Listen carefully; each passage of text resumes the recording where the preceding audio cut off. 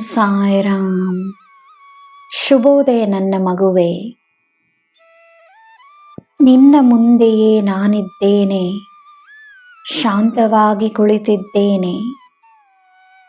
ನೀನು ಶಾಂತವಾಗಿ ನಿನ್ನ ದಿನವನ್ನು ಪ್ರಾರಂಭಿಸು.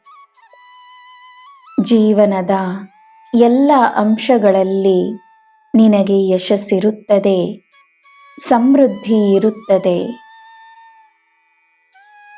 ಕಾರ್ಯಗಳು ಹೇಗೆ ಆಗುತ್ತಿವೆಯೋ ಆಗಲಿ. ನಿನ್ನ ರೀತಿಯಲ್ಲಿ ಕೆಲಸವಾಗಲಿಲ್ಲವೆಂದರೆ ನನ್ನ ರೀತಿಯಲ್ಲಾಗುತ್ತದೆ. ನಾನು ನೀನು ಒಂದೇ. ನಿನಗೆ ಏನು ಉತ್ತಮವೋ ನಿನ್ನದಾಗಿಯೇ ಇರುತ್ತದೆ.